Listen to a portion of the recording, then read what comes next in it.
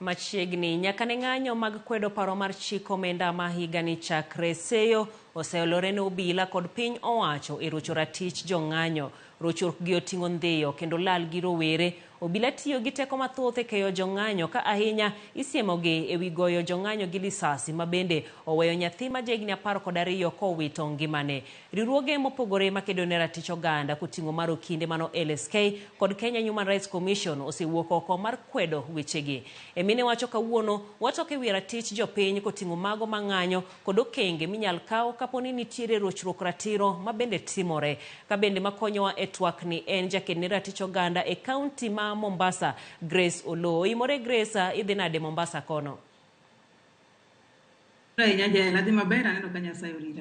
Ya bende orita maber. Erokamano ahinya kuom tudri kodwa. Ka bende Mombasa kono be ne waneno ka ng'anyo timore. Thothne en mano mamuol ka bende nochopo jumani to waneno rochruok moko mag ratich oganda. Inya nyiswa ni Mombasa weche no chalo nade kaluwore koda wachni? Erokamano Jael, mokwongo we akaw thuolo mondo ago mos ne jo Kenya duto oganda duto manolalo rowere magi manowuok ka nodhi e ng'anyo mamuol. Kaka iwache ni chieng' mokwongo mane rawere nodhi e ng'anyo, rawere nochako ng'anyo mamuol kendo ne giwuotho ka gikwiny ng'ato, ka gikaw gir ng'ato, ka giyanyo ng'ato, mana ka giting'o placards to giwacho mana ni reject finance bill. To ne waneno ka ng'anyo noduogo ndalo mar ariyo to koro rocho ratiro mar oganda nodhi obedo mbele. To gimoro nitie kama waluongo e Kenya kama waluongo ni Public Order Management Act Section 5 mawacho gima obila onego tim. Titime ni ng'ama otimo ang'o kodhi kata kuom ng'anyo to monego bed ni ng'ani irakruok kod nade. Omiyo ojendewa mane nodhi e ng'anyo kata rowerewa mane odhi e ng'anyo ok ne gin joma ne nigi fujo, ok ne gin joma ne nigi maundu mokwongo, ok ne gin joma ne dwa ketho gik ji. To kaluwore gi kaka nobila orakre kodgi e ng'anyo mar ariyo to gi mar adek, emomiyo ne waneno kaka koro rechruok mar chik noyudre kod ogande, kod ojande. Iyudo ka obila nodwa tiyo gi teko matek mang'eny mokalo. Mokwongo iyudo ni Mombasa ka wan gi rowere manoroch ratichgi. Nyaka sani waselalo rowere 3. To rowere 3 molalgi, iyudo ni rowere gi ogo gi bunde kowuok gi kang'egi. Manyisre ni ng'ani en kok ne en ng'at mane ringo to ne en ng'at mane wuotho kadhi mbele. Manok dok wach ne timang'o ni no rakre kod obila. Omiyo waseneno ka magi gik mosetimre, ratich rowere osekethi ma wawacho ni magi gik moko timre e yo maber. To wacho ni ojendegi ok ne gin joma fundu kane giwuok oko. Emomiyo kane pok gichako ng'anyo, nene gilando gik ma gidwa timo to kaka gidwa wuotho to kaka ne gimobilize jowetegi gik mane onego bed ni gitimo. To kaluwore gi waneno gima timre, wakwedo gi okang' mabor ni gima gisino molalo ratichgi, molalo ngimagi, onego sheria okaw mondo ng'ata manoro ratiro mar oganda mar rowere okawne hatua mowinjore.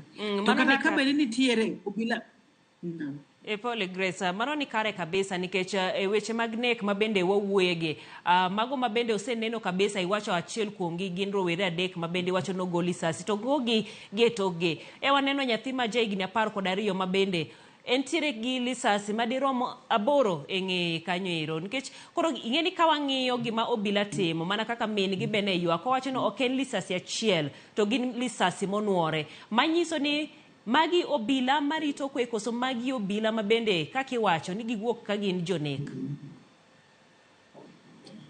Kaluwore gi matimre Jael, kineno ka nyathi matin ma jahigni 12 ogol lisasi 8 e dende, luwre ni jogi nowuok ko ni gidhi neko. Magi ne gido chik ni giwuok to gidhi neko, ok ne giwuok ni gidhi kelo kwe, to ni gidhi kelo mondo jowagi obed mamuol. Nikech ng'ama wuok ni dhi nyalo go nyathi matin ma jahigni 12 lisasi 12 ama lisasi 8. Nyo aneno kata moko ma Kisumo kwacho ni kijana achiel ogol lisasi 8. Mayo kijana njore, mayo ken terrorist, ma ok en ng'ama idwa negre gi polis.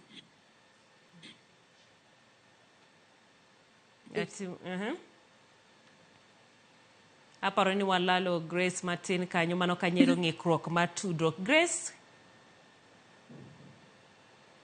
E weche ma bende wamedo lose mano kanyiro mar rochruok mag ratich oganda ma bende waseneno ahinya e jumani ma bende ahinya obila timo kendo seyo osebedo ka wuok e wi weche ma bende gitimo kanyiro nek ma gisebedo ka gichwal kata gitimo ne jogo eko ma bende ng'anyo kanyiro koting'o ma bende walose sani nego eko kanyakla kod goyo gi lisasi min nyathi ma bende iluongo ni Kennedy Ouma ma bende odiechieng' manyoro ne waketo sigande ka ywak kanyo ni nyathine ogo ka jakuo kata maloyo jakuo kaluwore koda kwan lisasi ma bende oyud e dende. To ok en kende kata Kisumu e kind counties mamoko bende ma nekgo eko osetimore wayudo ka mago timore. Gin weche mag rocho ratich oganda mopogore opogore ma bende waneno mano kanyero koting'o weche mag nek, weche go eko mag lal kod ji mago jok ma bende koro indhiyo to ilal godo. Ka bende wamedo to koda Grace Olo ma bende en jaked ne ratich oganda ka entiere kaunti no ma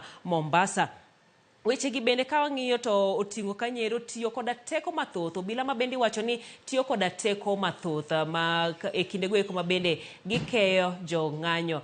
Grace, ka iseduogo inyalo dhi mbele. Erokamano Jael. Chako ka wacho ni gimoro ka wacho ni Public Order Management Act.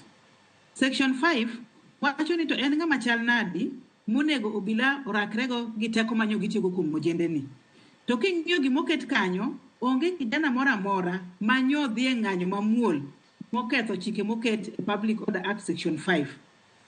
Mar ariyo, obila onego bed ni sama owuok oko, odhi ng'iyo ni to teko mane monego bed natiyogo kuom ng'ama otimo makosa mane. Tiyudo ka kijende gi kanyo giwuotho, onge makosa manyo gitimo. To wan gadier ni kata kubila jonjore nyodonje iye ka. Obila en ng'ama obedo train monego bed ni anyalo identify jonjore e kind joma ok jonjore. To kata in kani wuotho king'iyo jende ka, nochopo time makoro adhi timo monitor ka ng'iyo to jende gi gichal nade. Iyudo ka ojende gin ojende matindo, ng'eny gin nyithi skul, to ng'eny gi gin nyithindo manyiri bende. Ma bende manyo magaparo ni to kama koro chopo kama nyithindo manyiri ema owuok oko ni. To gin nyithindo manyiri ma onge gimoro manya gin go malich ma giting'e lwetegi. Nyithindo gi ng'eny gi nyoting'o pi modho. Omiyo polis obila nyotiyo gi teko ma ok nyonego tigo, to chik omiye ni teko ni onego tigo kanye. Wakia kata jogi obila samoro olandnwa bang'e ni KDF nyogol. Ok wan gadieri ni kata ni samoro KDF nowuok mana sama olandnwa go ni, kose ginde manokwongo kelgi ema ginego nyithindwa mang'eny. Mano be kuma koro waonge gadieri malong'o. Ni wakento ginentie man to gol mbele momiyo nego kijendegi kose nitiere moko manokel mak ne gin obila. Grace, sani ng'at ka ng'ato wacho ni awinji. Awacho ni gisani bende wach ma bende iywago en ratiro. Ng'at ka ng'ato ywago ratiro, jogo eko ma bende omaki, jomondhi, jomoneg jogi ywago ratiro. To ng'enyne bende waseneno tipo moro kaluorore mag obila ma bende iwacho ni gin jonek. To nyaka sani pok wawinjo ka piny owacho olose e wi wachni. Un kaka joked ne ratich oganda, okang' mane ma bende ukawo? En gima lit mokalo, Joan, Jael ni nyaka sani waonge kata sirikal medo mana keto gik moko mang'eny modwa mondo tim, to pok gilose e wi ojende wawira were wa manyo negi. Omiyo gimachiel mokwongo wacho ni wan gi migepe mopogore opogore mag nono rochruok marach mar chik. Wadwa ni mondo mochung' ne weche mag polis kaka IPOA mondo chak timo nonro mondo ng'ani to ng'ama nonego nyathini ni en polis adi, to polis ni otiyo kanye, mondo kila polis moyud norocho ratir dhano kata mokawo ngima ng'ato okaw individual responsibility mondo chik oti kode kaka dwarore. Mar ariyo, nitiere gimoro miluongo ni command responsibility. Sama obila gi owuok kadhi oko, nitiere ng'ama ogolo chik mar mondo gidhi gi oko to gidhi rakre gi ojende. Ng'at ma nyithindo onege ka ene mogolo command ni, en bende wadwaro ni nyaka otim ang'o, okaw responsibility. Wang'iyo ni higa mar 2022 ojende nonegi e lwet Inspector General ma wan go sani ni, to nwano kaka ojende negi kaka deli ma Nyalenda. To nyaka sani wayudo ka Inspector General Police ma as a command man gi command responsibility mar golo obila, nyaka sani pod en e tich ka gima notimre nadi onge. Omiyo gik wacho ni mage gik manyaka bed ni timo. Office of the Director of Prosecutor nyaka o institute mo make sure ni gi investigate magi wacho to nyithinde monegi gi ng'ama nego gi to ng'an monego ni ka en police to tie station mane tatuo mane mikawone. President kadonjo wacho maber ni onge gima sirikal biro kawo ka jatich moro amora mar sirikal otimo makosa. Omiyo kane giwacho ni individual responsibility to waneno kata wang' mbui ni polisi mopogre nego jende. Nyaka moro malit jael ni kijana osiema kijana odonjo Land Rover to police lokre aito goyegi magina. Kijana mosi jumuodo nyaka Land Rover ni gobila wetegi. Koro wacho ni ng'ata moro ratiro oganda. Waluongo IPOA mondo wuog oko, waluongo Office of the Director of Prosecutor, to waluongo kendo migepe mopogre mondo timang'o oneni kijana moro amora mokethra raticho oyudo ratiche. King'iyo Article 26 of the Constitution of Kenya nyiso wa ni ng'ata nigi ratiro mar bedo gi ngima. Omiyo ojende manyotho seche gi ojende konego bed ni lalo ngimagi e yo mar ni gidhi timang'o ni gidhi dwaro ratiro margi mar pinyni. Gik mobende gi jende gi lose ok gin gik manyien, gin gik mwasebedo ka wacho pile. To par ni ojende gi odak e udi magidak gi jonyuol. To sama janyuol ni kuma janyuol ni biro loso, nyathini neno ka janyuol ochopo kama koro eno lose hope in life. To neno ka janyuol ne chandre to bende gigi kata okoloso gigi donjone. Omiyo koro ojende gi ochopo kama wacho na pana. Jonyuolwa oselalamika mang'eny. Koro wadwa ni mondo wakonyre. Omiyo gik ma ojende gi yuagne ok gin gik manyien, gin gik ma wasetimo pile. To gima lit Joel ni kaka wacho ni jotendwa pok oloso wechegi. Rais kanyocho loso to wacho ni weche mag abduction, weche mag thoe gi orumi, to gima kiny timre opogre gi gima nyo wacho. Koro wacho ni kata luongruok moluongo ji ni mondo ji odhi obed piny mondo owuo.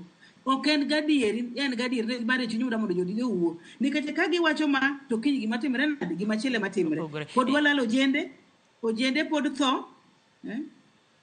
Tido kaka sani koro ojende osegolo itinerary ma kaka gidwa wuotho.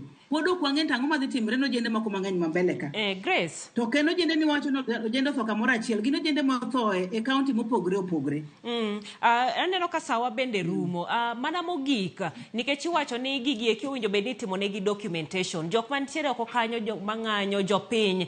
Ere kaka ginyalo konyo kaka joked gi ratich oganda mondo gimedi kaw nonro ewi kuonde ma bende ikethe ratich jopiny. Gimoko madam majiw jopiny ni japiny kik luor. Ka ng'ato oneno ng'ato moro chira tire ten ng'at mong'eyo. Wakwaye ni mondo wan gi migepe mopogre, wan e gwenge mopogre, counties gi te nitiere human rights defenders, idhi e office moro amora minyalo chopo mondo ichiw nonro mar ng'at mineno ko get ratiche kata molal ting'e kuma entie, to un ka unyata bedo gi ni nitie ng'at mong'eyo motime nadi mokawe. Omiyo wakwayo gi ni gichopo e office mopogre mondo gichiw report ma ka ng'ato ng'eyo kuma ng'ato dhiye kata ng'ato ng'eyo kata ng'ama onego ng'ato kata ng'ato ng'eyo obila monego obila. To jali gima bide ng'alose kapok watieko kata piny ma wawang'wa. Ni wantie gimoro kaka mane jatend arita kwe ma General Security Minister wacho ni gi deploy KDF in the 47 counties. Who is going to be accountable for the KDF deployment? For instance, kubila oketho ratich dhano, ratich rowere kata ratich jang'anyo, to wan gi gimeluongo ni IPOA. Sani ka koro ja KDF orocho ratich oganda, wadhi kanye nikech ok wang'e kuma gidhiye. Kidonjo ne gido ka gin gi court margi e kucho magiluongo ni court martial, gin gi prosecutor gi e kucho, gin gi jogi e kucha. Ka koro gibiro bedo ni girocho ratich oganda gibiro dhi kanye for accountability. Mar ariyo, doho nyotimo makosa. Ok inyal wacho ni deployment of KDF was illegal, then ichako legalize illegal status, tiwacho ni mondo gitimang'o, mondo giendelea, kar mondi cancel mondo gimemro the whole process chakre manyien. Kwado nitie kamoro mabende, both benyo osebede marang'o, e mar chike, ka joma ng'ado bura ng'adonwa bura marach. Mar adek en ni mana mapiyo kitieko Grace. Okay, kwatiko wacho ni akwayo jowa ni mondo kik waketh mwandu wa mwaseloso. Wadhi ng'anyo kata kwendelee gi kweto kik waketh mwandu. Mar ariyo wakwayo ni obila ka nitie ng'ata mokaw mopogre gi chik, ng'at mobedo abducted, ng'ani onego we thuolo mondo ka ji obed oko mondo dhi olosi. Mar adek wacho ni sani rais nowacho ni gidwaro ni giloso multisectoral committee. Onge multisectoral committee magi wacho ni gina waste of resources nikech wan gi report mane nad kogolo ma ng'eny gik ma ojende gi ng'anyo negi ni e iye kanyo. gi implement report ni mondo kik wachak waketh pesa mang'eny nikech wach pesa mang'eny ni emojende timang'o ojende ywak nitiere migawo moko kata ofise moko ma inyalo keth moko chuno ni nyaka duongne komiti. Erokamano Grace. Wacho ni yani jotelo nyaka bed joma sensitive ni kata ka giloso to giwach weche mabiro miyo jende duoko mirima piny to weche mabiro medo mirima mar rawere timne nado idh malo. Erokamano maduong' mano Kanyiero jakedne ratich oganda kentiere kaunti ma Mombasa.